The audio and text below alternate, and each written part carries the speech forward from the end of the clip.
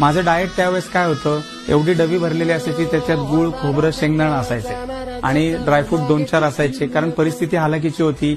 आई वडील कष्ट करायचे मला माहितीये, पण स्ट्रगलिंग पिरियड हा सगळ्यांनाच आहे.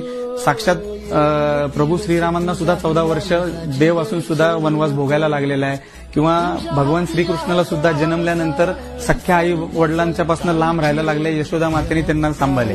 तर आपण तर माणूस आहे, आणि म्हणतात ना ते की दगडाला सुद्धा हातोडी आणि चिन्नीचे घाव सोसल्यापर्यंत शिवाय देव पण येत नाही.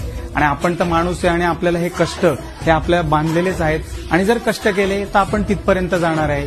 आणि मला आवडीने सांगायला लागेल की तुम्ही जर मनापासून मेहनत घेताय ना, मनापासून मेहनत, तर देवाला सुद्धा तुम्हाला देणंच येते. तुमचं जे फळ आहे ना कष्टाचं, 100% देव तुम्हाला देईल. आज देईल किंवा उद्या देईल, फार फार तर देर होईल, पण अंधेर नाही होणार देवाकडे.